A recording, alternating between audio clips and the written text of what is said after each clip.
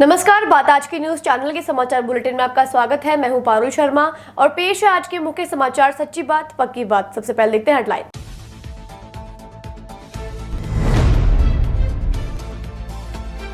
पूर्व विधायक जयपाल बने पीसीसी के उपाध्यक्ष, समर्थकों ने की आतिशबाजी।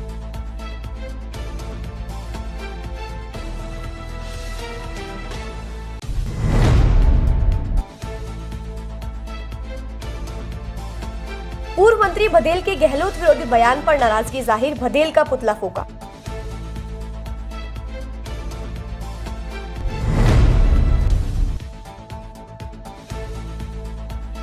अनहोनी की आशंका से एसपी ने लिया अग्रिम निर्णय, फायसागर के पास किया पुलिस जाब्ता तैनात।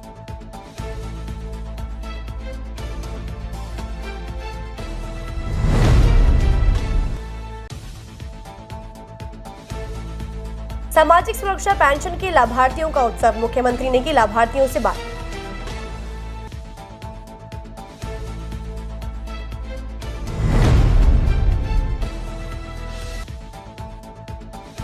अजमेर में रुक नहीं रही चोरी की वारदातें, पुलिस पर उठ रहे सवाल।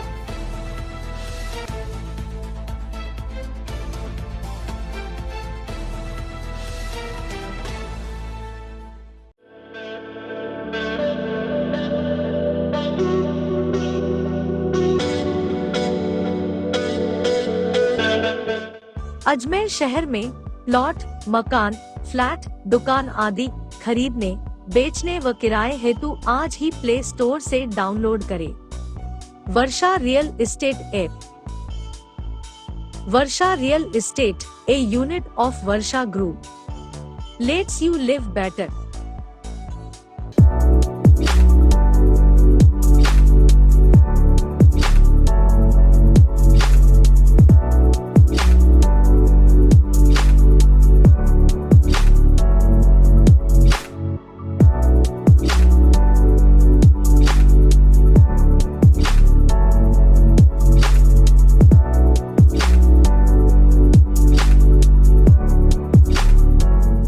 ये सर्किट मामू नहीं बनने का, रेडीनेट फाइबर लगाने का। इंटरनेट बोले तो रेडीनेट फाइबर नेट। डिटेल्स के लिए 7412001234 पे कॉल लगाने का। सही है भाई। इंटरनेट बोले तो रेडीनेट फाइबर। और अब शुरू करते हैं समाचारों का बेहतरीन सफर। पूर्व विधायक डॉक्टर राजकुमार जयपाल को आज जारी राजस्थान प्रदेश कांग्रेस कमेटी की कार्यकारिणी की सूची में प्रदेश उपाध्यक्ष मनोनीत किया है। पूर्व विधायक डॉक्टर राजकुमार जयपाल को प्रदेश उपाध्यक्ष की घोषणा होने पर उनके समर्थकों ने आतिशबाजी कर, मुंह मीठा कराकर, माल्यार्पण कर खुशी का इजहार किया। इस मौके पर डॉक्टर राजकुमार जयपाल ने कहा कि वह हमेशा कांग्रेस संगठन को मजबूत करने के लिए राजस्थान सरकार की योजनाओं को आखिरी छोर तक पहुंचाने की कोशिश करते हैं और जिस तरीके से महंगाई राहत कैंप में मुख्यमंत्री अशोक गहलोत खुलकर घोषणाएं कर रहे हैं, उससे लगता है आने वाले विधानसभा चुनाव में फिर से कांग्रेस की सरकार रिपीट होगी।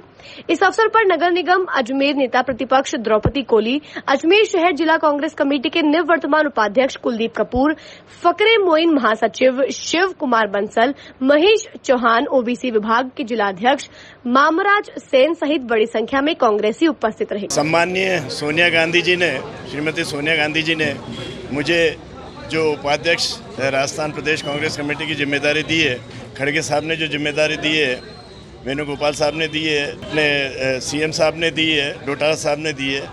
मैं उनके लिए उनका आभारी हूँ, धन्यवाद प्रेषित करता हूँ और ये उनको विश्वास दिलाता हूँ कि जो मेरे को जिम्मेदारी दी है मैं उसको भलीभांति निभाऊँगा। क्योंकि आपको मालूम है अगले 4 महीने में राजस्थान में इलेक्शन होने वाले हैं, चुनाव होने वाले हैं। उसमें जैसा मालूम है संगठन की सक्रिय भूमिका रहती है, अहम भूमिका रहती है और जो भी डोटासरा साहब और जो भी सोनिया गांधी जी, राहुल गांधी मुझे जिम्मेदारी देंगे उसको भलीभांति मैं निभाऊंगा, यही मैं कहूँगा। आज हमारे पूर्व विधायक और अजमेर के युवाओं के हृदय सम्राट, हमारे पूर्व में यहाँ पर डॉक्टर राजकुमार जयपाल जी जो विधायक रहे हैं, उनको प्रदेश कांग्रेस कमेटी ने, सम्माननीय अशोक गहलोत जी ने, सम्माननीय धर्मेंद्र राठौड़ जी ने और जो हमारे प्रदेश के अध्यक्ष गोविंद सिंह डोटासरा जी, रंधावा जी और सभी लोगों ने, रघु शर्मा जी, जितने भी प्रदेश के नेता हैं, सभी लोगों ने मिलकर के जो इनको जिम्मेदारी दी है, मैं सोनिया गांधी जी का, राहुल गांधी जी का आभार व्यक्त करता हूं कि उन्होंने युवाओं की भावना का सम्मान किया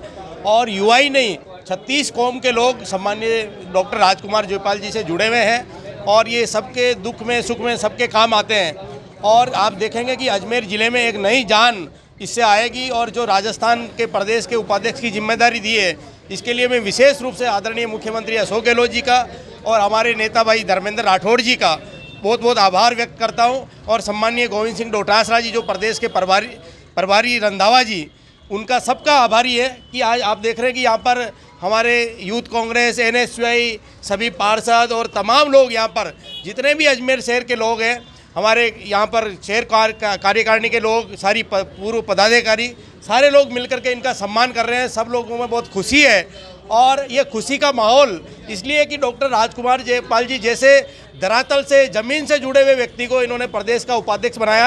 हम सब लोग उनके बहुत बहुत आभार व्यक्त करते हैं। एक बार पुणे में अशोक गहलोत जी का, धर्मेंद्र राठौड़ जी का बहुत बहुत आभार व्यक्त करता हूं। पूर्व मंत्री और अजमेर दक्षिण विधायक अनीता बघेल का एक वीडियो सामने आया है जिसमें वे मुख्यमंत्री अशोक गहलोत के खिलाफ आपत्तिजनक बयान देती नजर आ रही हैं।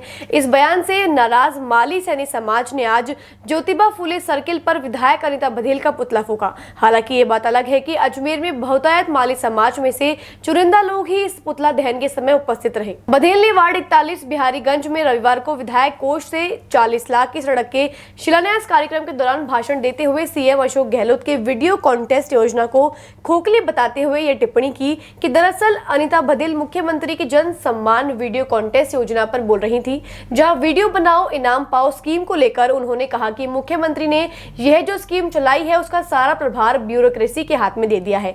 ऐसे में पुरस्कार भी अफसरशाहों के पसंदीदा व्यक्तियों में बांट दिया जाएगा। तो चयन कौन करेगा? IAS अधिकारी करेगा या अफसर करेगा जो उस डिपार्टमेंट में नियुक्त है? तो वो किसको पुरस्कार देगा? तो अशोक गहलोत को अंधे तेरे को पता नहीं कि ये पुरस्कार भी ब्यूरोक्रेसी के लोग ही ले जाने वाले हैं। पूर्व विधायक डॉक्टर राजकुमार जयपाल और माली सैनी समाज के लोगों ने विधायक अनीता बघेल के बयानों की कड़े शब्दों में निंदा की है। कांग्रेसियों ने कहा कि राजस्थान के लोकप्रिय मुख्यमंत्री अशोक गहलोत के महंगाई राहत शिविर में उमड़ रहे जनसैलाब से भारतीय जनता पार्टी में बौखलाहट है। एक शिलान्यास कार्यक्रम के दौरान भाषण में दक्षिण विधानसभा से विधायक अनीता बघेल ने 36 कौम के लाडले माननीय मुख्यमंत्री अशोक जी गहलोत के खिलाफ जो अनर्गल अमर्यादितपूर्ण उन्होंने जो वक्तव्य दिया, भाषण दिया, उसके खिलाफ माली समाज में अत्यंत रोष है। इसके लिए आज माली समाज यहाँ महात्मा ज्योतिबा फुले सर्किल पर आकर इकट्ठा हुआ है और इनका पुतला दहन किया गया है। समाज ने पुतला चलाया है और ताकि इससे उनको पता चले कि आप हमारे जननायक का जो उन्होंने इतने अपशब्दों से वो किया उसका हम घोर विरोध करते हैं। मैं महात्मा ज्योतिबा फुले सर्किल पे। अजमेर की फायसागर झील ज्यादा बारिश होने के चलते ओवरफ्लो हो चुकी है। वहां कोई व्यक्ति ना जाए और कोई पानी में ना डूबे, इसको लेकर SP चुनाराम जाट ने फायसागर झील के आसपास पुलिस जाब्ता तैनात किया है। अजमेर की फायसागर झील ज्यादा बारिश होने के चलते ओवरफ्लो हो चुकी है। वहाँ कोई व्यक्ति ना जाए और कोई पानी में ना डूबे, इसको लेकर SP चुनाराम जाट ने फायसागर झील के आसपास पुलिस जाब्ता तैनात किया है। फायसागर झील के पास कोई हादसा ना हो, उसको लेकर आज SP चुनाराम जाट ने दरगाह CO और पुलिस के अन्य अधिकारियों के साथ निरीक्षण किया। पुलिस अधीक्षक चुनाराम जाट ने जानकारी देते हुए बताया कि पिछले दिनों अजमेर शहर में हुई मूसलाधार बारिश के चलते बरसों बाद फायसागर झील का पानी ओवरफ्लो होकर बाहर निकल रहा है। फायसागर झील के पास बने बगीचे में शहरवासी पिकनिक मनाने आते हैं। ऐसे में कोई झील के पानी की ओर नहीं जाए और सतर्क रहने के लिए पुलिस का जाब्ता अलग अलग जगह पर तैनात किया गया है। फायसागर पे अभी जैसे चादर चल रही है तो मैंने एडिशनल SP के साथ में और CO दरगाह के साथ में यहाँ की विजिट की है और यहाँ हमने 3-4 जगह पे जाब्ता डिप्लॉय किया है ताकि कोई भी है वो झील के नज़दीक ना आए और सभी सुरक्षित रहे। आप देख रहे हो कि पिछले 3-4 दिनों से कंटिन्यू अजमेर में बारिश हो रही है और उस वजह से जो आना सागर है वो भी ओवरफ्लो है और फायसागर है वो पहली बार है उस पर चादर चली है। इसको लेकर के जाब्ते का डिप्लॉय किया गया है ताकि किसी तरह की कोई जनहानि नहीं हो। नहीं, बिल्कुल अभी झील के आसपास किसी को नहीं आने दिया जा रहा है क्योंकि अभी जो चादर है वो काफ़ी स्पीड से चल रही है। सामाजिक सुरक्षा पेंशन के लाभार्थियों का लाभार्थी उत्सव मंगलवार 11 जुलाई को अजमेर के जवाहर रंगमंच में मनाया गया। इस मौके पर मुख्यमंत्री अशोक गहलोत ने सामाजिक सुरक्षा पेंशन प्राप्त कर रहे लाभार्थियों से ऑनलाइन बात भी की। सामाजिक न्याय एवं अधिकारिता विभाग द्वारा इस कार्यक्रम में RTDC चेयरमैन धर्मेंद्र राठौड़, वरिष्ठ कांग्रेसी नेता, संभागीय आयुक्त, जिला कलेक्टर SP चुनाराम जाट, शहीद विभाग से संबंधित अधिकारी और लाभार्थियों ने मुख्यमंत्री अशोक गहलोत को सुना। मुख्यमंत्री निवास में राज्य स्तरीय लाभार्थी उत्सव आयोजित किया गया। यहां मुख्यमंत्री अशोक गहलोत ने समारोह में सामाजिक सुरक्षा की योजनाओं की राशि पेंशन धारियों के खाते में स्थानांतरित की। इस मौके पर उपस्थित लाभार्थियों के साथ मुख्यमंत्री द्वारा संवाद किया गया। मेरा नाम बबली है और मैं पाटगंज शिव कॉलोनी अजमेर से हूँ और मैं यहाँ मुख्यमंत्री श्री माननीय अशोक गहलोत जी से कॉन्फ्रेंस कॉल में मीटिंग थी और उनसे बात करके मुझे बहुत अच्छा लगा कि उन्होंने इतनी सारी सुविधाएं गरीब महिलाओं के लिए सुविधाएं दी हैं। उनसे मेरे 3 बेटियां जिससे उनका लालन पोषण अच्छी तरह से हो जाता है। राजस्थान प्रदेश के लोकप्रिय मुख्यमंत्री आदरणीय अशोक गहलोत जी ने इस बार राजस्थान की जनता की सेवा के लिए एक से बढ़कर एक सामाजिक सुरक्षा की स्कीम लाए हैं और ऐसी स्कीम लेके आए हैं जिससे कई स्कीम तो ऐसी हैं जो देश में कहीं नहीं है। पेंशन की स्कीम राजस्थान में पहली बार अशोक गहलोत जी लेके आए, पहली बार 500 रुपये। इससे पहले बीजेपी ने कभी कोई स्कीम नहीं लाई। सरकार हमारी चली गई, बीजेपी की आ गई, 1 रुपये 500 रुपये से नहीं बढ़ाया। अभी हमारी सरकार आई, 500 से 750 किया और अब 750 से 1000 किया। ये साबित करता है अपने आप में कि कौन बेसहारा को, बुजुर्ग को, विधवा को, परिपक्व को, एकल नारी को कौन सपोर्ट करता है। ऐसे ही 25 लाख का बीमा पूरे देश में, मैं तो कह रहा हूँ पूरी दुनिया में 25 लाख का बीमा जिसका प्रीमियम सरकार भरे वो भी कहीं नहीं है। ये सोच के कि लोगों की ज़मीनें बिकती इलाज के लिए, गहने बिकते हैं और कोई भी आदमी अपने माँ बाप को इलाज के अभाव में मतलब वो कोशिश करता है कि मैं अच्छे से अच्छा इलाज कराऊँ, वो भी राजस्थान में किया।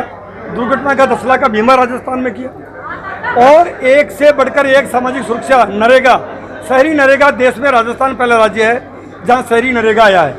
ओल्ड पेंशन स्कीम सरकारी कर्मचारियों को एकदम सुरक्षित कर दिया, वो राजस्थान में आई है।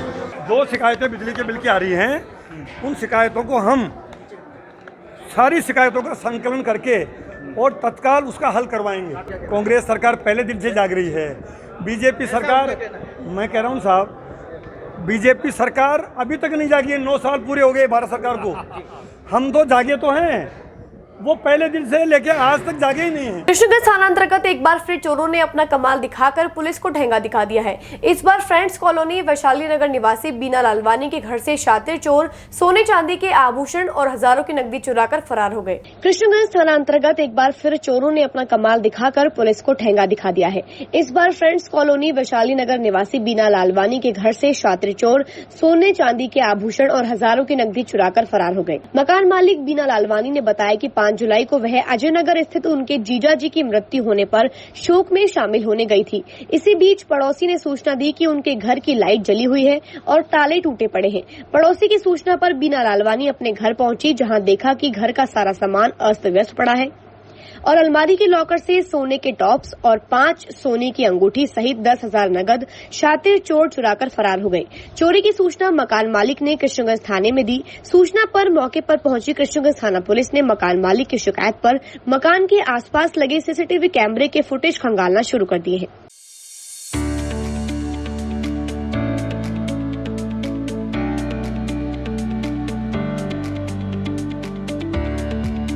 मैं ना अजय नगर गई हुई थी, वहाँ मेरे जीजा जी की डेथ हुई थी तो 2 दिन वहाँ गई थी। तो इन्होंने पास वालों ने फ़ोन करा कि कहाँ गए थे, कहाँ गए हो, कब आओगे। मैंने कहा मैं उठाओ ना करके और परसों आऊँगी। तो फिर एक दिन फ़ोन करा, दूसरे दिन फ़ोन करा, बोला कि लाइट जल रही है। तो फिर लाइट जल रही है, फिर हम 12 बजे उसी टाइम आए, देखा तो लाइट जल रही है, सारा सामान बिखरा हुआ है, दोनों कमरों का, दोनों अलमारियों का। फिर हम वापस जयनगर गए, देख के ताला लगा के फिर उठाव ना करके आ गई। फिर पुलिस को सूचना वगैरह दी। 5 अंगूठियाँ, 2 कान के टॉप्स और 10,000 सोने के हैं, कैश 10,000। ये किशनगंज है ना, वो किशनगंज, ये पंसिल में। हाँ पुलिस आई ना। ये क्या मालूम बुधवार को हुई है, क्या मालूम गुरुवार को हुई है। मैंने 2 दिन वहाँ थी ना, 1.5 लाख का। समाचारों को देते हैं छोटा सा विराम, जल्दी मिलते हैं खबरों के नए सफर पर।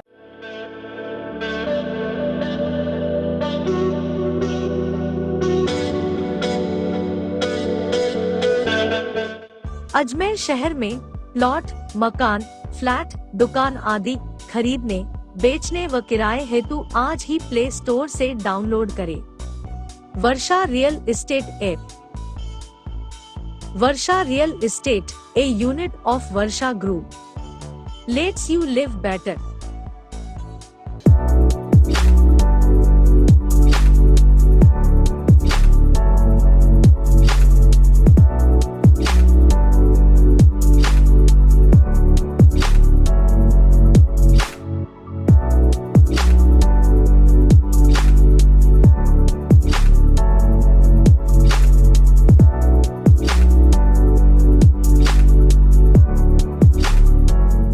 ए सर्किट मामू नहीं बनने का, रेडीनेट फाइबर लगाने का, इंटरनेट बोले तो रेडीनेट फाइबर नेट। डिटेल्स के लिए 7412001234 पे कॉल लगाने का। सही है भाई।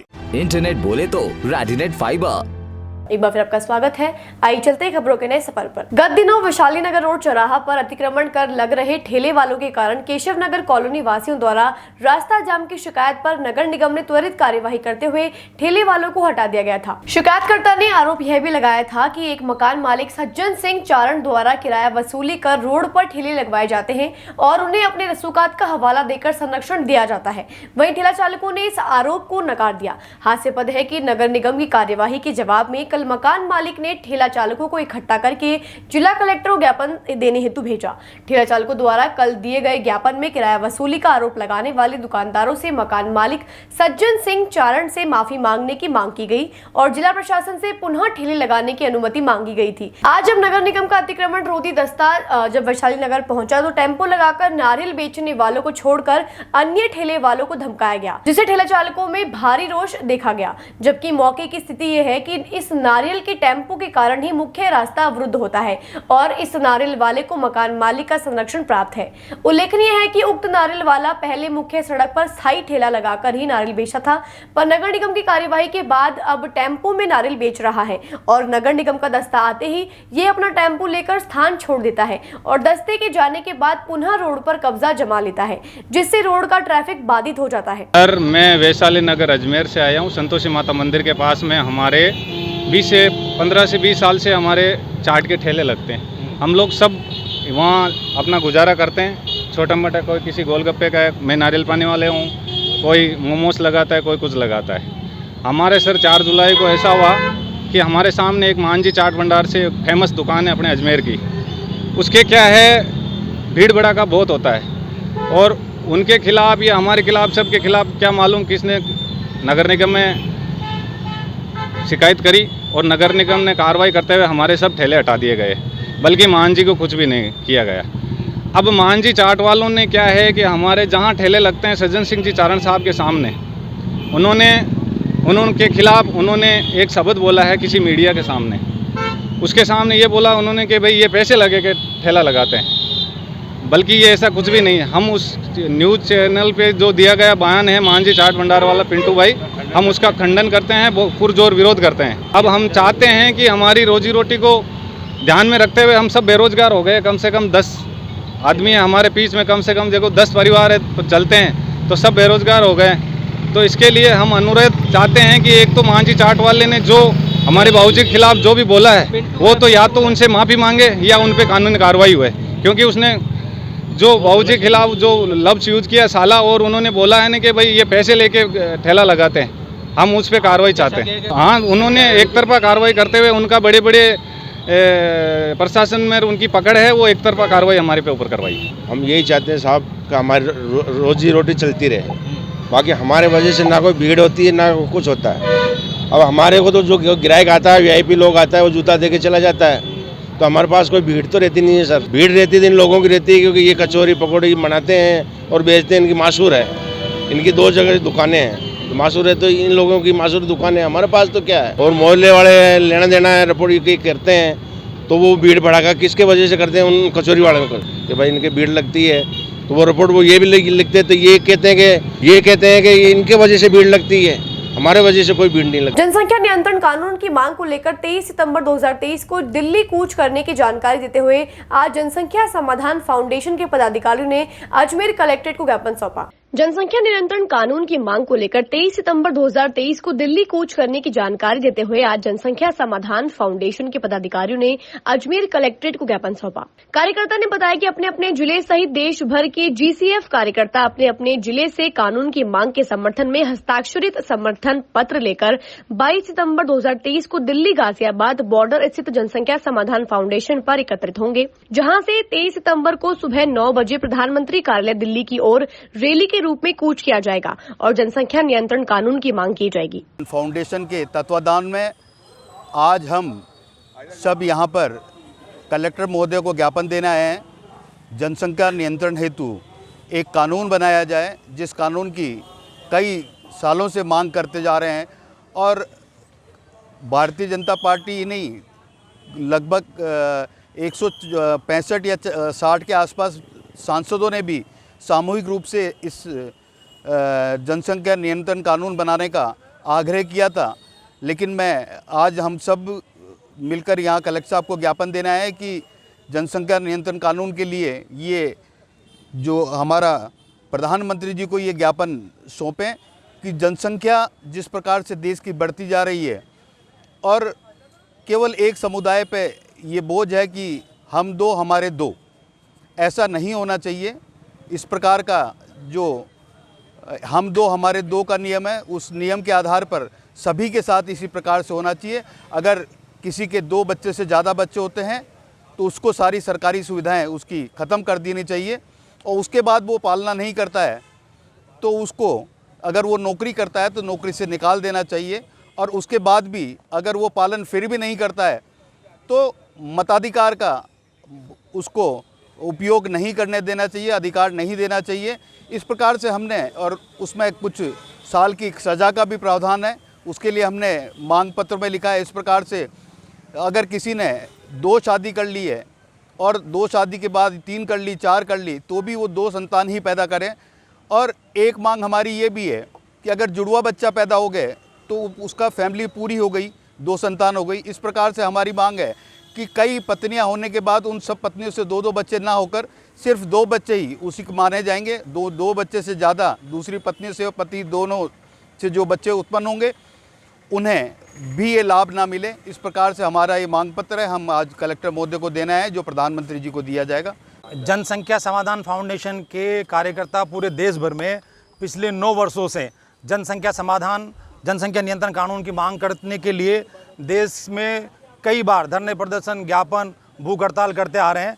परंतु अब आज फिर जनसंख्या दिवस के अवसर पर फाउंडेशन के कार्यकर्ता देश के यशस्वी प्रधानमंत्री माननीय नरेंद्र मोदी जी के नाम जिला कलेक्टर महोदय के माध्यम से एक ज्ञापन हम देने आए हैं कि जिस प्रकार आपने 370 धारा हटाकर देश को कश्मीर से कन्याकुमारी तक, कटक से अटक तक एक रूपता प्रदान की है, इसी प्रकार देश में जनसंख्या कानून बनाकर UCC यूनिफॉर्म सिविल कोड बनाकर देश को समानता प्रदान करें।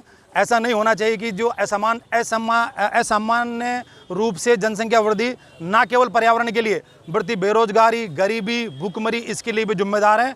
और कहीं न कहीं अगर ये जनसंख्या इसी प्रकार बढ़ती रही तो भारत गृह युद्ध की ओर चला जाएगा, जिसकी जिम्मेदारी हम सबकी होगी। इसलिए एक आने वाले सत्र में सख्त जनसंख्या नियंत्रण कानून बनाकर देश की जनता को राहत पहुंचाए ताकि संतुलित जनसंख्या वृद्धि। चलती ट्रेन से एक महिला यात्री का बैग चुराने वाले 2 शातिर चोरों को GRP थाना पुलिस ने गिरफ्तार करने में कामयाबी हासिल की है। उनके कब्जे से चोरी किया गया बैग भी बरामद कर लिया गया है। GRP थाना प्रभारी फूलचंद ने जानकारी देते हुए बताया कि अहमदाबाद से कटरा की ट्रेन में ब्यावर निवासी मोनू उर्फ लक्की और धनराज ने चलती ट्रेन से महिला यात्री का पर्स चुरा लिया, जिसमें 2000 रुपए और कुछ जरूरी दस्तावेज थे। पीड़ित महिला ने GRP थाने में अपने पर्स चोरी होने की रिपोर्ट दर्ज कराई, जिस पर GRP थाना पुलिस ने स्पेशल टीम गठित कर ब्यावर निवासी मोनू उर्फ लक्की और धनराज दोनों को गिरफ्तार कर लिया। दोनों चोरों को आज न्यायालय में पेश किया गया है।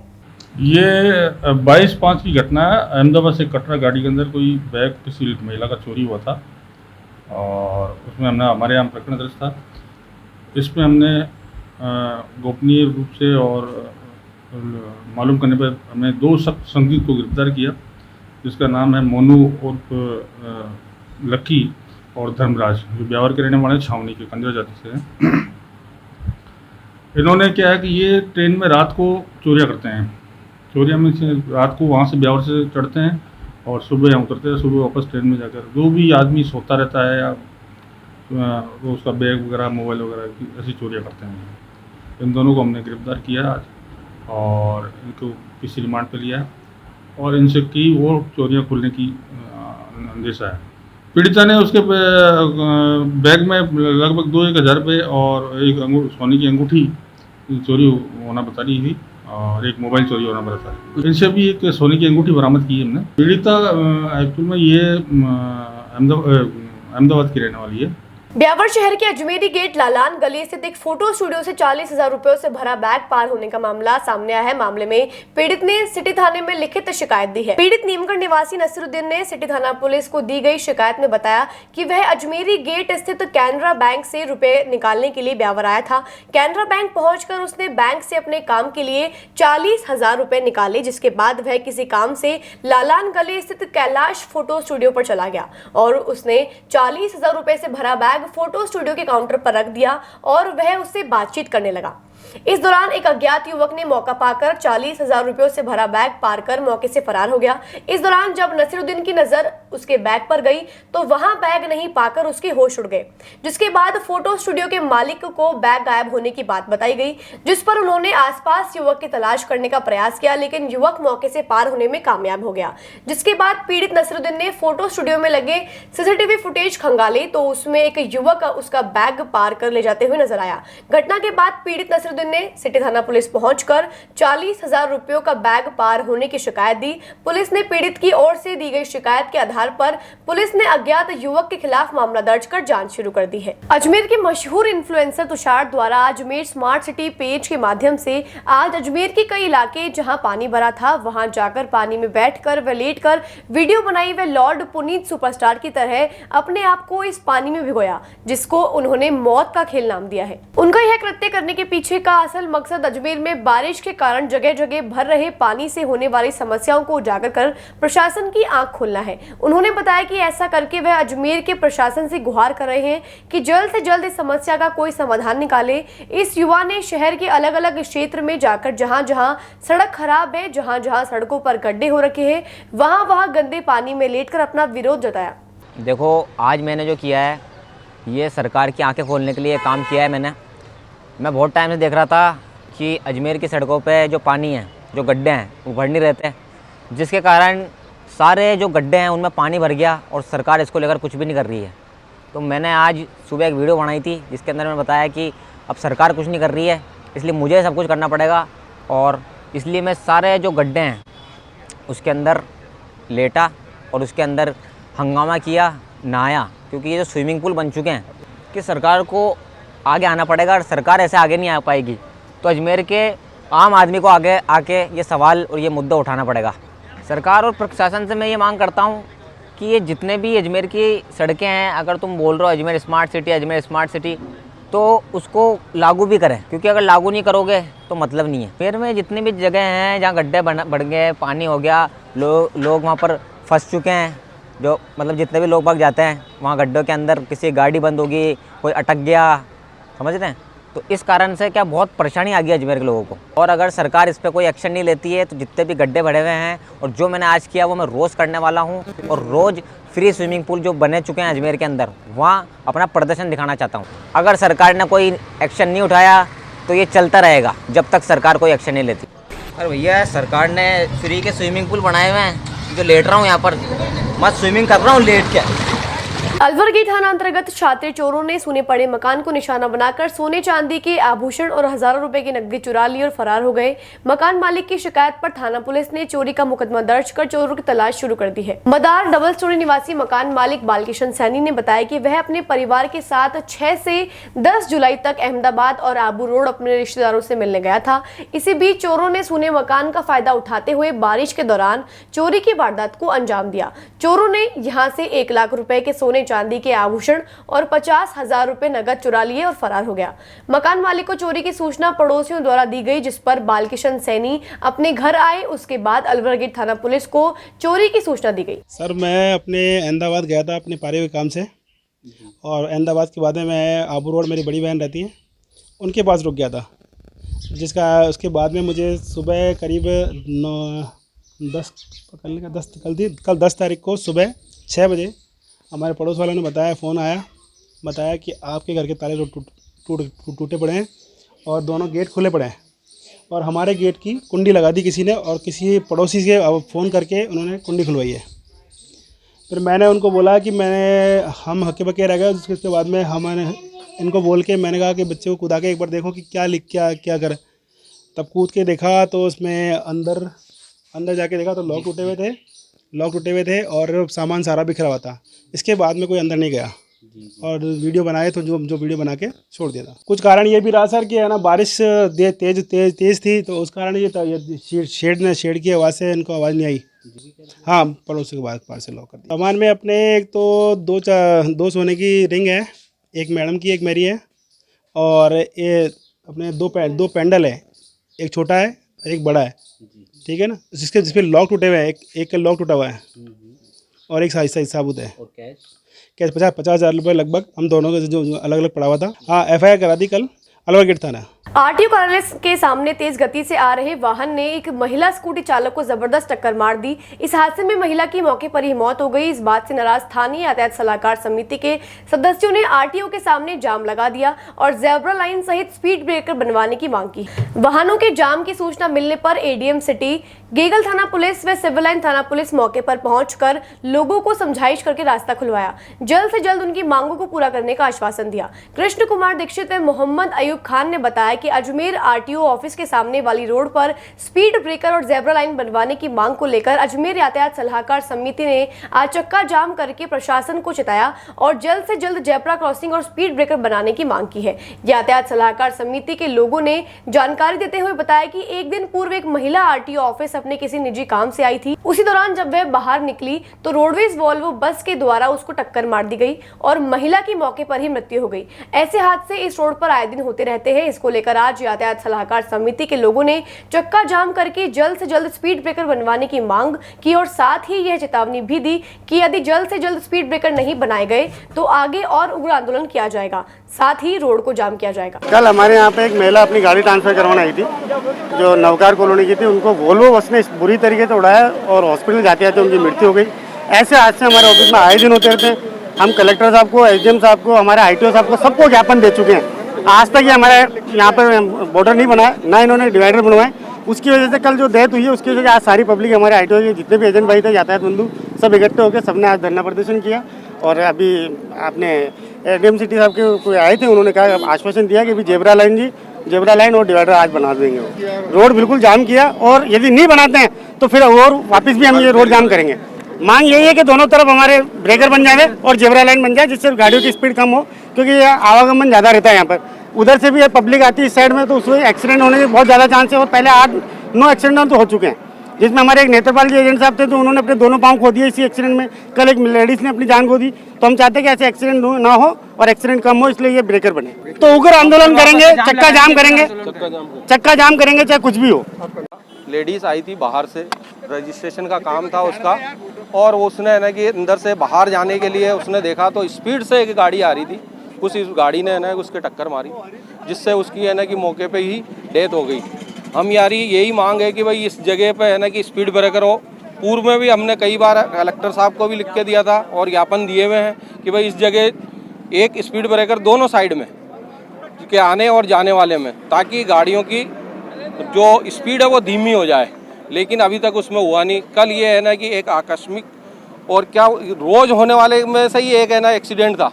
रोज आए दिन कुछ ना कुछ होता रहता। हम ये चाहते हैं कि भाई यहाँ पर है ना कि स्पीड ब्रेकर बने ही बने। समाचारों को देते हैं छोटा सा विराम, जल्द ही मिलते हैं खबरों के नए सफर पर।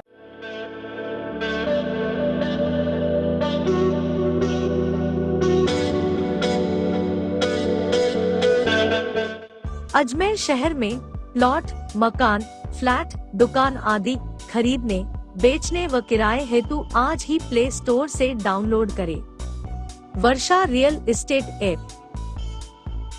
वर्षा real estate, a unit of Varsha group, lets you live better.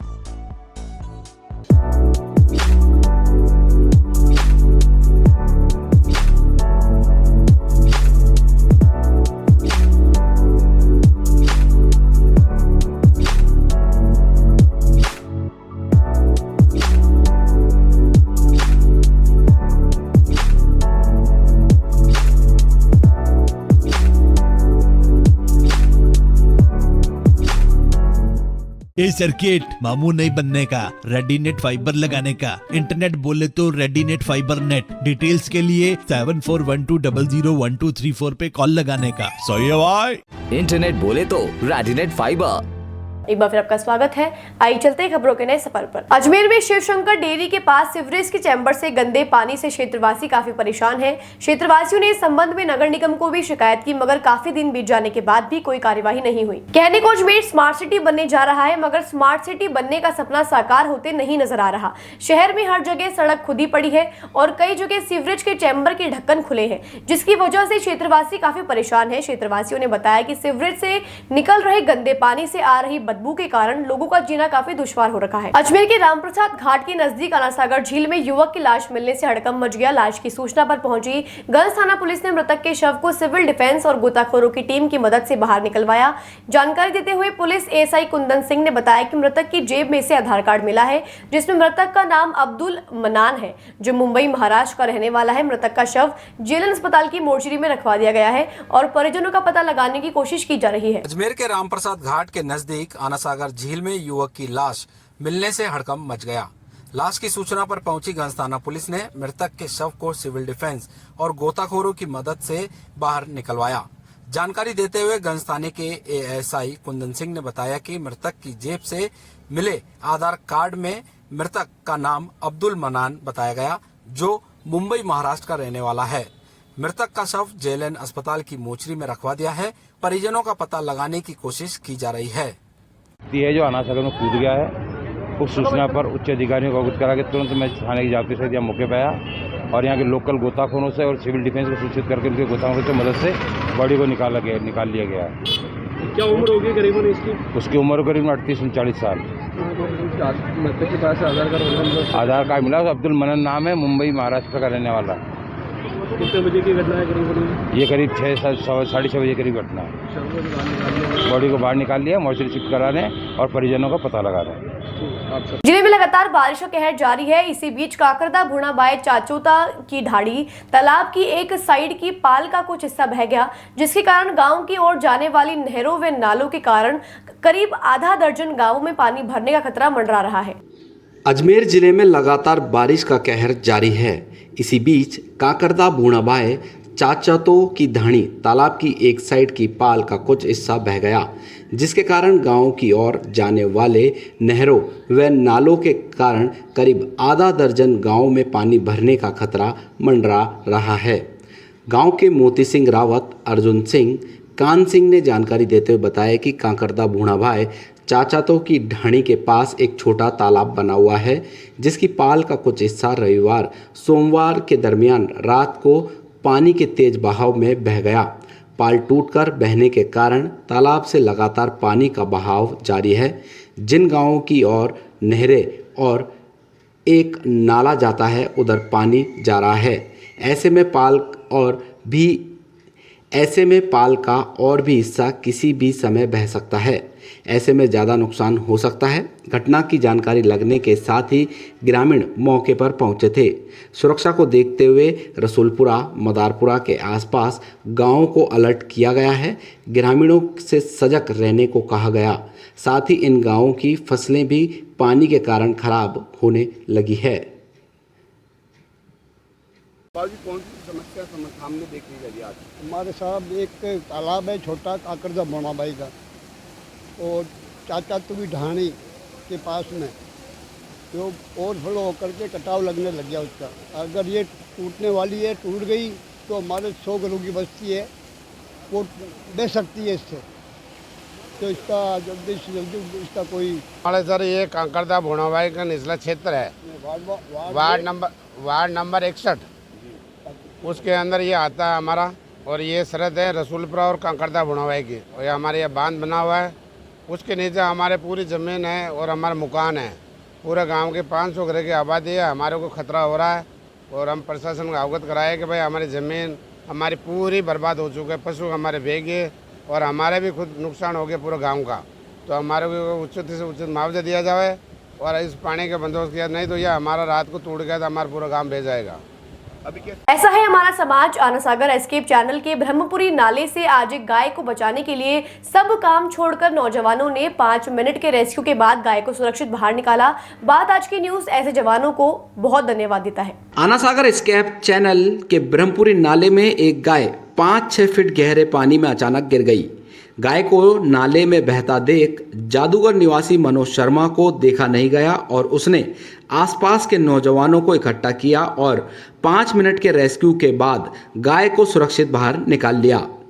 आप वीडियो में देख सकते हैं किस तरीके से नौजवान अपने अपने काम छोड़कर गाय को बचाने में जुट गए।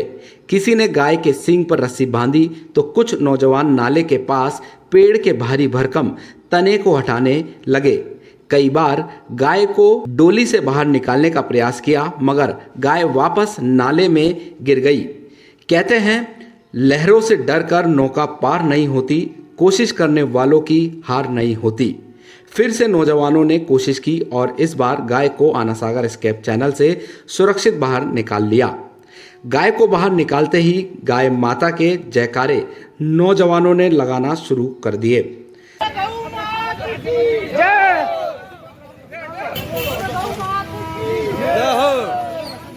दर्शकों, यह एकमात्र खबर नहीं है, ये एक समाज का वह चेहरा है जो दर्शाता है कि आज भी किसी पर कोई आपत्ति या विपदा आती है तो किस तरीके से हमारे नौजवान एकजुट होकर उस खराब परिस्थिति को सही करने में जुट जाते हैं।